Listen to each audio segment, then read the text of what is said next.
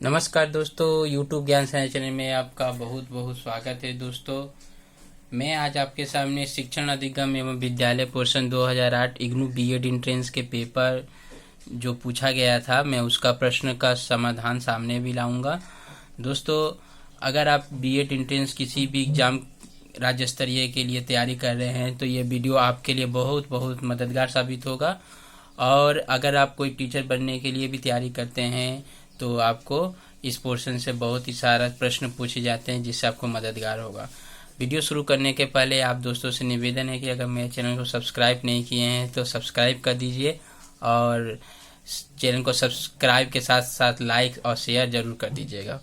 चलिए शुरू करते हैं। इसका समाधान क्या होगा आपके सामने, आप इसका सही प्रश्न का उत्तर अनुमानित करने की पूरी कोशिश करिएगा।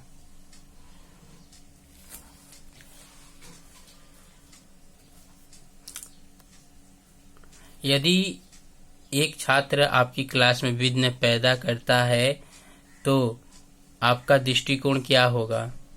आप उससे कहेंगे कि क्लास से निकल जाओ, आप उससे कहेंगे ठीक व्यवहार करो, आप उसके लिए किए गए कारणों का मूल्यांकन करेंगे, आप उसे अतिरिक्त गृह कार्य देंगे, आप उसके किए गए कार्यों के कारणों का मूल्यांकन करेंगे। आप उस छात्र को कैसे संबोधित करना पसंद करेंगे जिसने अपना गृह कार्य पूरा नहीं किया है? तुम इसे कब पूरा करने जा रहे हो? तुमने इसे नहीं किया है, कोशिश करो। तुमने इसे क्यों पूरा नहीं किया? आप इसे अब तुच्छ मानना उचित समझेंगे। तुमने इसे क्यों पूरा नहीं किया?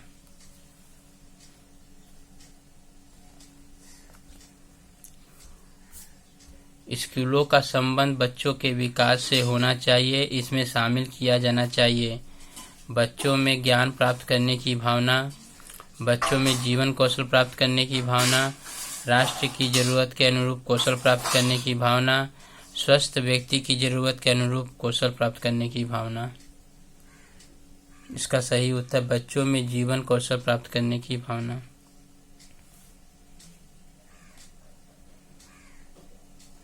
भारत में पूर्ण साक्षरता की उपलब्धि प्राप्त न होने का मुख्य कारण क्या है?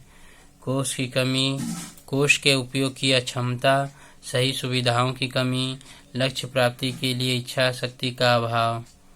लक्ष्य प्राप्ति के लिए इच्छा शक्ति का अभाव। इग्नू में कुल 25 प्रश्न पूछे जाते हैं। 25 प्रश्नों का समाधान मैं आपके सामने करूंगा। स्कूलों में पीटीए का उद्देश्य क्या है? बच्चों का नियंत्रण में रखना, शिक्षा में चिकित्सा संबंधी कार्यों के लिए अतिरिक्त कोष का संग्रह, स्कूलों द्वारा झेले जाने वाली समस्याओं को बांटने के लिए, स्कूलों के कार्यक्रमों में सुधार में शामिल होने के लिए। स्कूलों के कार्यक्रमों में सुधार में शामिल होने के लिए। आपके प्रश्न का उत्तर आंशिक रूप से सही देता है तब आप उसे क्या करेंगे? आगे कोशिश के लिए कहेंगे, सहारा देंगे, प्रश्न को पुनः रखेंगे सही सूचना के लिए, सहारा देंगे।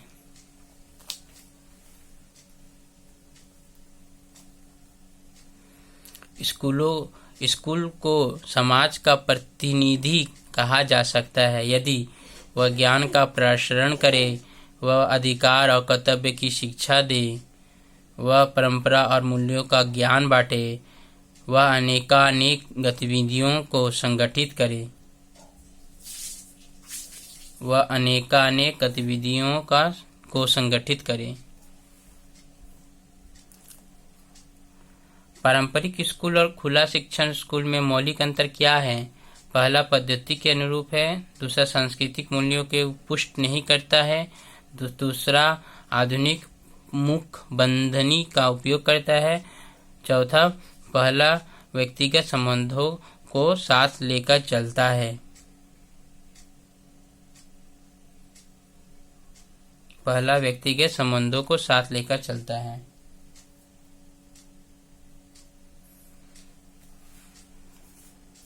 स्कूल को जाना जाता है एक समूह जो कि समाजीकरण प्रतिनिधि के रूप में संबंध है, प्राथमिक, द्वितीयक, पूरक, तृतीयक।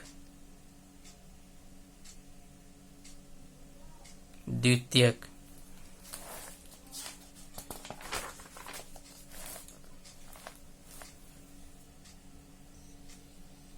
नीचे दिए गए वाक्यों में से कौन सा सही नहीं है? जीवन कौशल की प्राप्ति पूर्णता का अंग है। जीवन कौशल की प्राप्ति सामाजिक क्रिया का अंग है। जीवन कौशल प्रत्यक्षतः साँचा है। जीवन कौशल ज्ञान प्राप्ति है। जीवन कौशल की प्राप्ति पूर्णता का अंग है।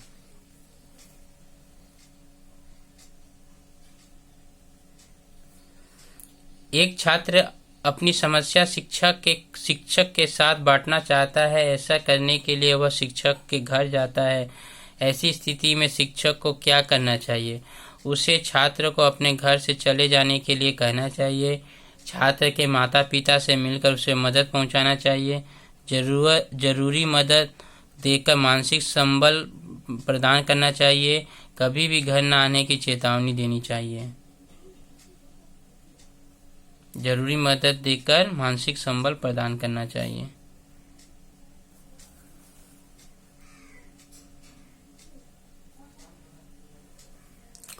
यदि एक छात्र लिखावट के मूल्यांकन में आप पर पक्षपात का आरोप लगाता है तो आप उससे कैसे निपटेंगे?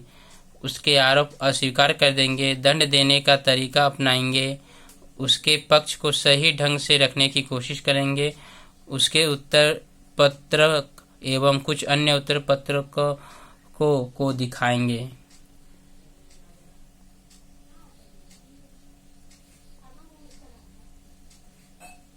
उसके उत्तर पत्रक एवं कुछ अन्य उत्तर पत्रकों को दिखाएंगे।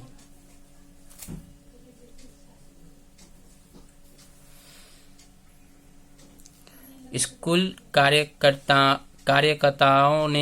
कार्यकर्ताओं को सौंपी गई सबसे महत्वपूर्ण जिम्मेवारी है समाज की मांग के अनुसार बच्चों की आवश्यकता को समायोजित करना, बच्चों को समाज की मांग के अनुरूप समायोजित करना, सामाजिक आशा के अनुरूप मानव प्रकृति को बदलना, बच्चों को समाज को परिवर्तित करने के लिए तैयार करना।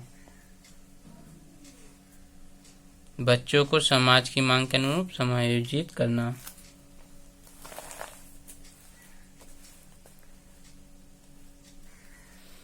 छात्र के साथ एक अच्छा संबंध विकसित करने के क्रम में एक शिक्षक को चाहिए सबसे महत्वपूर्ण गतिविधि का चयन करें। अपने छात्रों से प्यार करें, सभी के साथ दोस्ताना संबंध रखें, व्यक्तिगत ध्यान दें, अच्छा संवाद कायम रखें।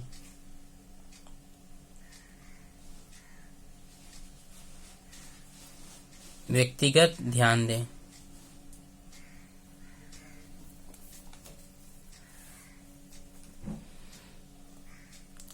वह सबसे अच्छा कारण क्या है जिससे एक शिक्षक अपने पूरे छात्र से आदर पा सकता है?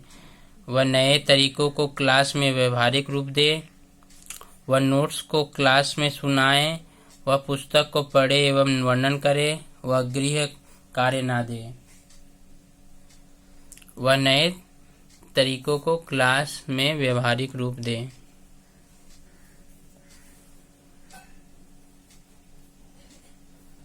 छात्रों के बीच नैतिक मूल्यों का विकास बहुत महत्वपूर्ण है। आप ऐसा करने के लिए क्या करेंगे? संबंध कार्य से नैतिक मूल्यों को बढ़ाएंगे, भाषण आदि का आयोजन करेंगे, नैतिक मूल्यों से संबंध कहानियों का प्रदर्शन करेंगे, अपने आप को रोल मॉडल के रूप में प्रस्तुत करेंगे, अपने आप को रोल मॉडल के रूप में प्रस्तुत करेंगे।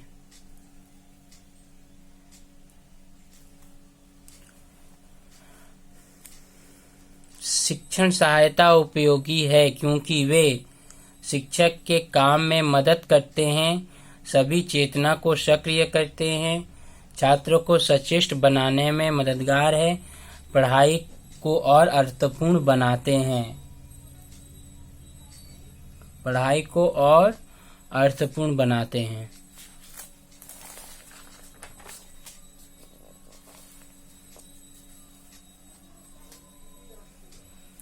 शिक्षक का क्लासरूम का व्यवहार अच्छा होना चाहिए, क्योंकि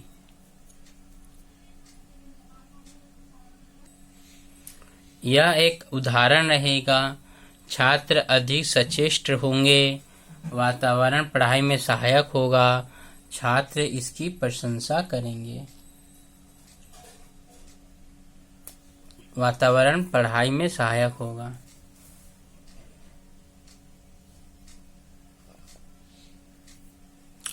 आपकी एक क्लास है जो ऊंचाई के लिहाज से बहुत बेमेल है, आपको बैठने की व्यवस्था की अनुमति देनी चाहिए जो कि आकस्मिक हो। छोटे छात्र को वैसी जगह व उस ढंग से बैठाना चाहिए कि वे आसानी से क्लास की गतिविधि को देख सकें, जो कि पूरी ऊंचाई पर आधारित हो। लंबे छात्र क्लास की एक पंक्ति में हो। छोटे छात्र को वैसी जगह व उस ढंग से बैठाना चाहिए कि वे आसानी से क्लास की गतिविधि को देख सकें।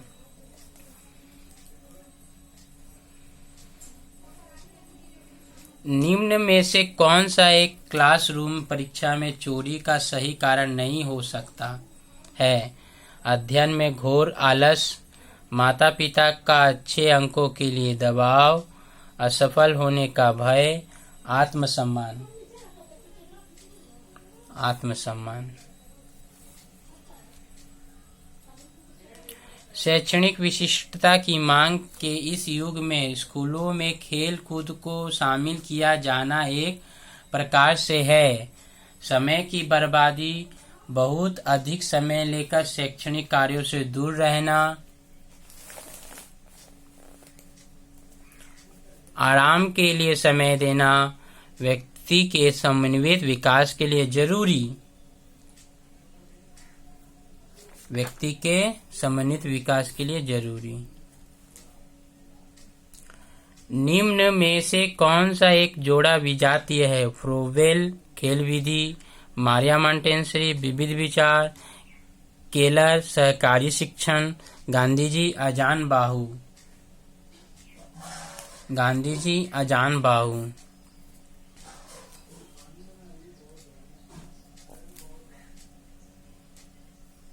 जिस समय शिक्षावृत्ति की अवधारणा पर आधारित